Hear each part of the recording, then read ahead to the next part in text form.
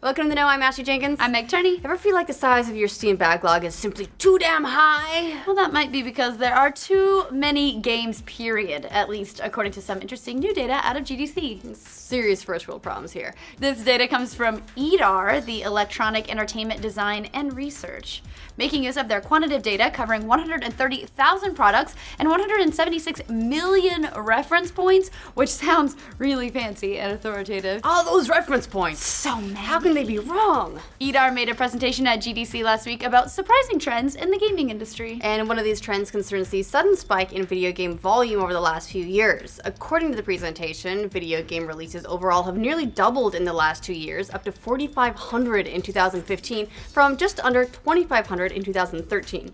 That 2,500 number is more than twice the average video game releases back at the beginning of the 2000s, which was around 1,000 per year then. And we thought that was a lot. Yeah. So if you ever felt overwhelmed by the number of games you're trying to play, there you go. It's probably why. We're done. Thanks for coming, guys. See you tomorrow. Yeah, that's it.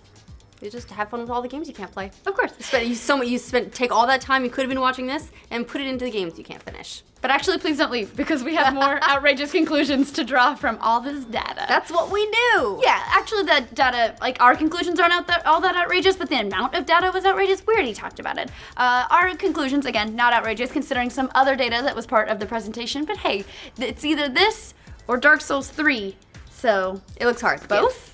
Looking at the sharp spike in video game release numbers by themselves in a vacuum obviously doesn't mean a lot. But when you factor in how many of those are Steam releases, the drop in console releases, and the rise of free-to-play, you start to get an interesting picture about the shifts we are seeing in the gaming industry. For one, just how much of the entire market of games Valve controls now by way of Steam. Obviously, the rise of new game releases since 2013 matches the timeline of Valve's early access and Steam Greenlight programs, which have flooded the platform, for better or worse, with more games than you can shake a crowbar at. And while it should be no surprise that these new programs have allowed Steam to manage a fuck ton of games. That's a metric measurement? Yes. What's crazy is that they're so big that Steam now releases 41% of all games in the traditional marketplace, according to Eddy's presentation. And we say traditional because this data includes only a portion of games from iOS and Android. Those storefronts are the Wild West and will basically release anything, even blatant scams. So they're a little bit trickier to figure out. Yeah, the number of titles released on Steam in 2015 was nearly 3,500, and that absolutely dwarfs all other traditional gaming platforms. The closest are the current 8th generation of consoles, which have just under 1,000 game releases under their belts last year. So we've covered just how much money Valve may or may not be making through Steam. Conservative estimates from Steam Spy place Valve's revenue for the platform at, somewhere in the neighborhood of $3.5 billion per year, which doesn't include microtransactions, DLC, or the cut of any of its marketplace trading. The increased number of Steam and mobile game releases has, of course, led to much criticism in recent years, mostly that the overall quality of gaming has suffered as a result. I mean, it's up to you to decide. It seems to be anecdotally accepted that for every good green light or early access game, there are at least a dozen bad ones. But this widely believed truth may not necessarily be the case as far as Eddy can tell. They found that despite the number of games being too damn high, overall review scores have also steadily increased since 2007. Per that sexy data, the average... Sexy data. Very sexy. There's so much of it. That's what women want. All right. The average game score has gone from a 64... It's how you use the data, guys. It's true. How you use it. It's not how much is there. It's all those points of reference. For that sexy data, of course, the average game score has gone from a 64 in 2007 all the way up to a 72. So, on average, developers are making average-ish games. So good job. Well, to be fair, this could be due to a change in the way video games are reviewed and not necessarily because games are actually getting better, but it's still surprising when you think about how many games come out nowadays, and actually kind of impressive that the quality hasn't dropped like it suddenly discovered gravity or something. Another industry trend we can guesstimate wildly about from Eddy's presentation is the drop in console video game releases. Since 2010, console releases have seemingly declined every single year until 2015. Up until 2010, that number was actually increasing year over year, and this could be attributed to the phasing out of one console generation and the shift to a new one, but it also seems to fall in line with the rise of AAA gaming, or even quadruple A's. How many A's can you fit? That many.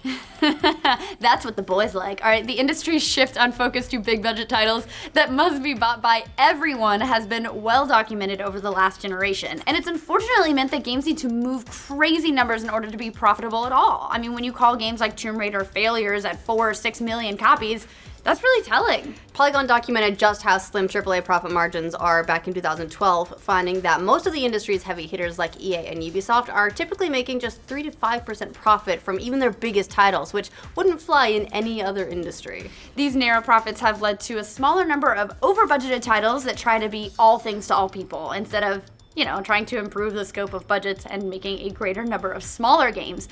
Most AAA studios are trying to make up for this on the back end by charging you even more money after you purchase the game. Yay, season passes! Yep. But Steam has essentially created an environment that covers the middle ground of gaming that's been mostly unattended by the other major players and enables individuals to create and release content for the masses. Not unlike how YouTube has enabled individual creators to make content without having to go through a TV network to do it. Yay! For some reason, the big guys have been sort of scared of this in the past. The creator of Xbox Live Arcade recently said in an interview with IGN that Microsoft was legitimately afraid that Xbox Live Arcade was going to destroy the entire console industry. And that was like my favorite part of Xbox 360. Absolutely. So as for this too many video games data, it seems like more than anything, video games may be catching up with other entertainment mediums in sheer breadth of scope. TV, for instance, went through something of a renaissance when it stopped trying to create shows watched by everyone and instead tried to create a variety of shows for a variety of audiences. It still has a few shows that aim high with, mixed success, but there are more specialized options now than ever before. Netflix is a great example of this. It's probably no coincidence that their outrageous subscriber numbers match up with their very specific content meant for specific audiences. They're bringing at least 71 new TV shows to their network in 2016. That's a lot of new shows. So many new shows. So really, video games going through a similar spike in recent years could mean that, we're undergoing a bit of a renaissance of our own. When you add to that rising average video game reviews, it seems like a good thing overall. If you're on Steam, that is. Yeah. Just go ahead and give Valve all your money. That's where it's all headed anyway. Absolutely. So what do you guys think of EDR's data? Let us know in the comments down below. And for more data dumps and wild speculation about your favorite gaming platforms, like this video and subscribe to The Know. It's what we do. Right, now you subscribe now. Whenever anyone says Renaissance, I picture fluffy hats with feathers in them. Yeah, I feel like we need a painter to get in on all this sweet Renaissance-y goodness. We're thinking of getting a portrait of Joe the cat. Oh. Renaissance style, fancy feathered cap, everything. Only if you put it in a golden gilded frame like I did with... We do. We want to put it in the wet bar. Oh, that's nice. The whole wall, Joe the cat. When I did Gavin's butt oil painting, I got a big frilly gold frame. Yeah. It's the only way to do it.